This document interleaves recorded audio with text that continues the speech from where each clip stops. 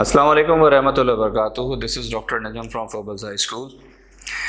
In the last lecture, we have learned about the basic concepts of periodic table and periodicity and their properties.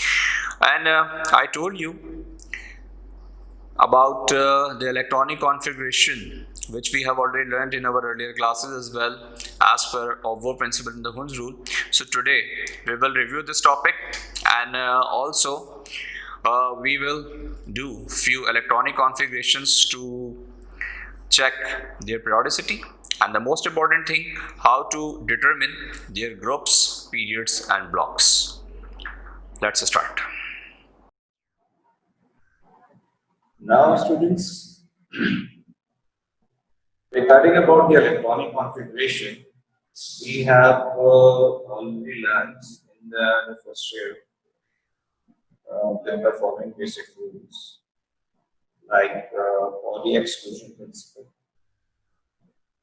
Cohen's rule, Obvo principle.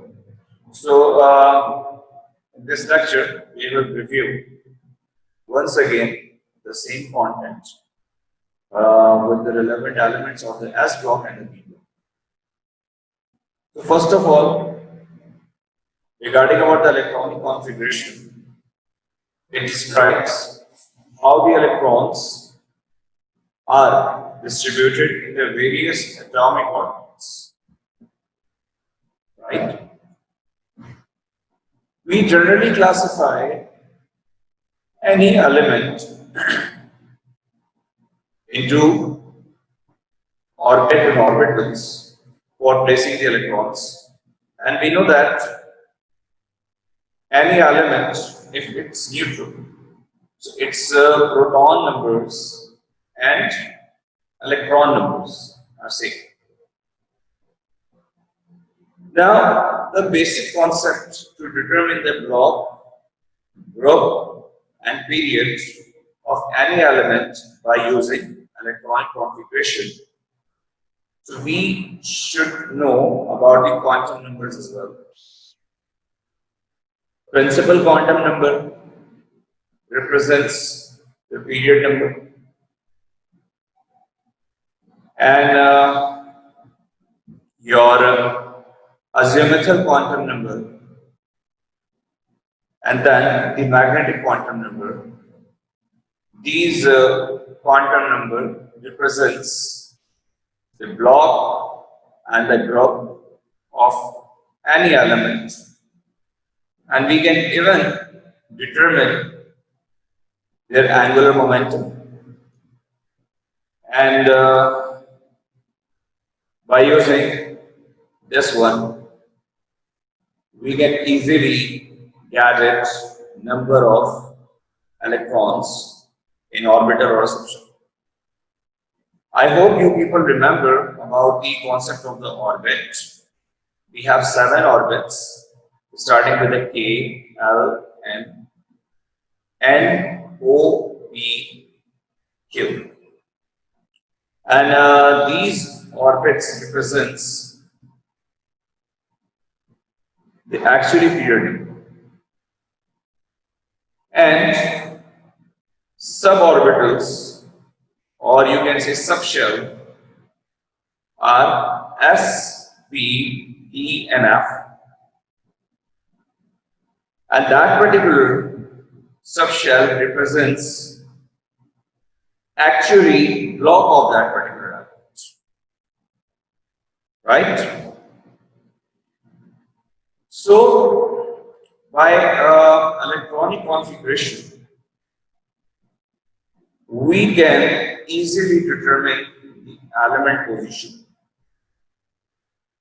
their electrons placement, orbits and orbitals. And even in orbital is further divided according to the Hund's rule. So what do I mean by electron configuration? That's the question. And the main question, if which elements and what kind of rules we apply on that. Right? Generally, we get two ways to write electronic configuration. The first is your normal notation or block as PA notation. That's we get 1s1 or and so on. And the second is orbital box notation. Orbital box notation actually give us an idea on the basis of Hund's rule about the electron spin, and that is exactly your spin quantum number. Positive is half spin and negative half spin. Now that's the most important thing on your screen on the basis of these three rules, Oppo principle, Pauli exclusion principle, and Hund's rule. We actually run electron configurations. And here you have a proper format for placing orbitals, and on the basis of these placements, we can easily determine the electron configuration. So first of all, our first orbit, that is 1s, and then if we follow the yellow brick road, then the 1s, after that 2s, then 2p, 3s, 3p, 4s, 3d, 4b, 5s, 4d, 5p, 6s, 4f, 5d, 6p, 7s.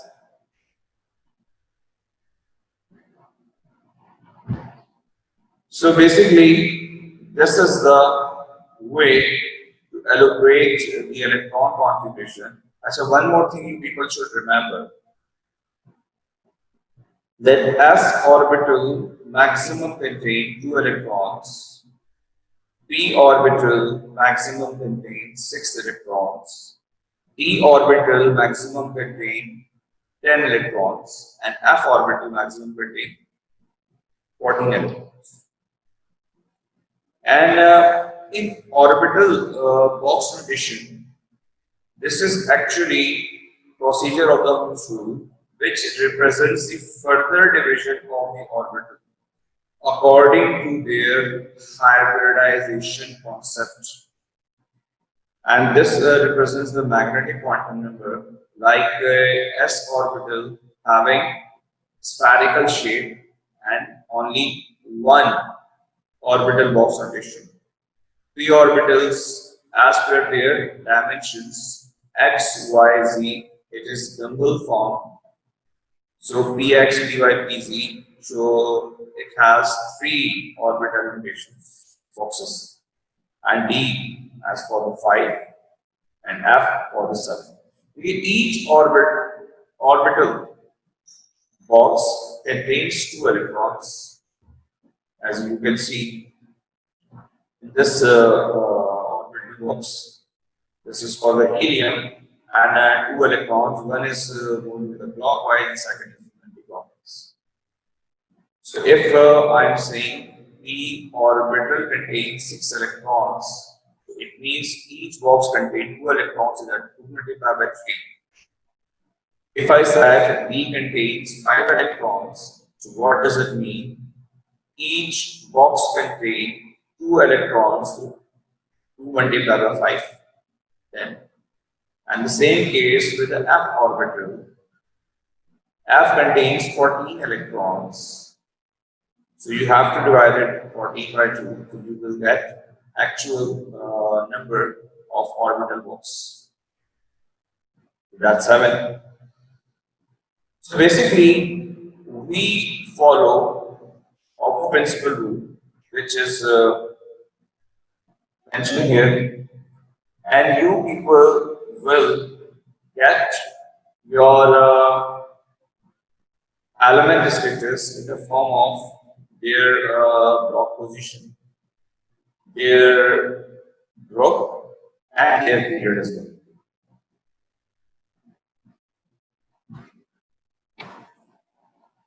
According to the above principle, we know that the orbital which is lowest energy will fill first, and according to the energy level, the electrons will fill. Right?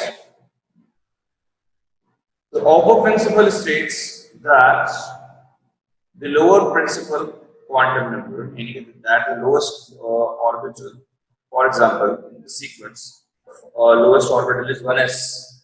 So initially, 1s will fill first because 1s is the smallest energy or lowest energy, and then 2s is the greater than 1s, then the 2p, then 3s, 3p, 4s, 3d, 4p, 5s. And this is actually the sequence. So, which orbital is the lowest in the terms of energy will fill first? That's the basic rule as per your opponents. And as a Pauli exclusion principle, Pauli exclusion principle said that an atomic orbital may have up to 2 electrons, and then it is 4. You can say that each orbital, just like s orbital, you will fill first as with the 2, and then the p is divided into 3 orbital box rotations, 2, 2, 2. It means that's 6 electrons. So we usually represent this with an up and down arrow. It just looks like this once again. Orbital box rotation. Upper arrow hand represents what? Positive half spin, negative half, that is a downward arrow. Represents what? Your negative half spin. Right? So these rules people should remember. Otherwise, you will never understand that particular topic. And the third rule, that's a Holmes rule. This is the most important rule, as per exam point of view as well. So Holmes rule says that what you get to disintegrate the orbitals. Disintegrate orbital mean further splitting of the orbital according to their electron capacity. It's like here is example of the carbon. So there is a question: what are degenerate orbitals? So degenerate mean they have same energy. Like 2p. So 2p mean each and every orbital box having same energy. These three, all three contains the same energy. So remember that the concept of the degenerate orbital, degenerate mean same energy orbitals, right? So 2p orbitals on each level are degenerate because they all have same energy. Similarly, E and F orbitals degenerate too. It depends upon the electrons.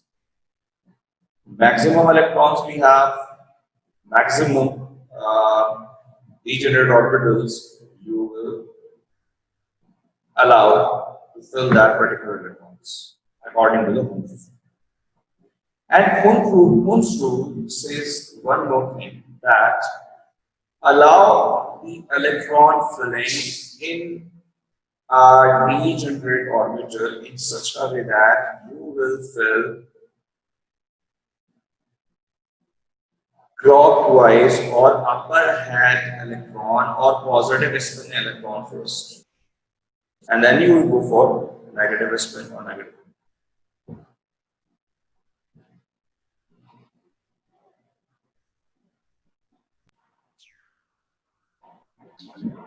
Now, these are electronic configuration as per their electrons of the first 10 elements, that is hydrogen, helium, lithium, beryllium. till neon. So their configuration represents the ground state. Ground state means the elements don't allow any electron to lose or gain. That's a normal condition or normal state. So, as per your configuration level and their orbital diagram represents what? The red arrow, this one, the red one, it represents the issue of Bohr principle. And goes to break the electrons accordingly, and then if you place two electrons in a row, that's actually the polystation. So you people should at least memorize the statement of the following laws, following principles, to actually understand the concept of the electronic configuration. Because you people have already learned all these rules in the first year chemistry. So I hope you understand the basic concept of these rules, which help us to determine the element status in terms of their block, their group, and their. So these are the first 10 elements which you people should solve the electronic configuration according to these rules up till 40 elements, first 40 elements at least. So determine the atomic number of the elements from periodic table. The wave number of the proton and the electron is the same if element is neutral, as I told you already. And usually we make electronic configuration on the behalf of the electron. Remember that. So how can I explain this? 12 electrons. That will make what? 1s2, 2s2, 3s6, 3s2. There is no 3p. Why? Because we have sufficient limited electrons, and it means that with that particular element having atomic number 12, block is S, because there is no filling in the 3p side.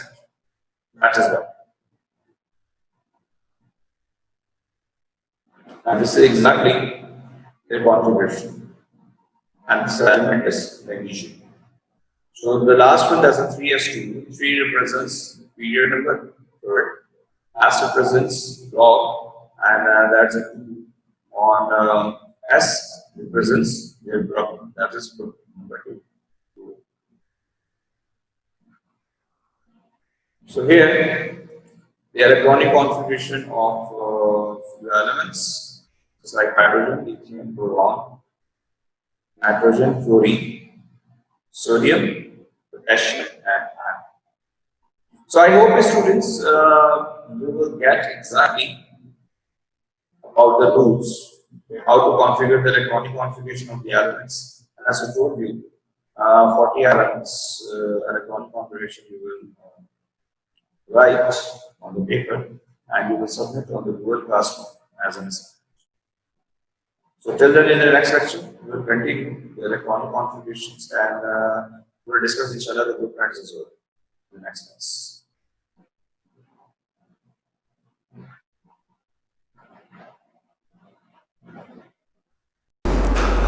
Now, students, I hope you have reviewed and learned about the electronic configuration. This electronic configuration will help you to determine their blocks, groups, and period of this specific element, especially about the transition metals as well. Now, About the period 3 and the group number 1, we will learn in our next lecture, and it will be very important lecture. So please don't miss it. See you inshallah in the next class. Thank you.